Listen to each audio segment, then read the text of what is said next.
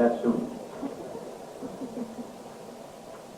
I know many of you are awaiting my rendition of some operatic aria.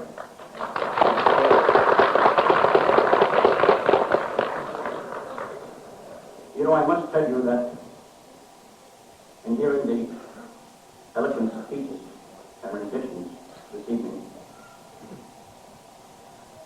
I just forgot about what happened to me 2 days ago. And it is so because of this jet age we live in. The anticipation of a new operatic role comes just like a wonderful evening and passes. And yet, we hope that from that evening, sweet memories will linger. And this festival of Chanukah, although not coincided with the holiday, I just made my debut as Chanukah at the Metropolitan on Friday evening.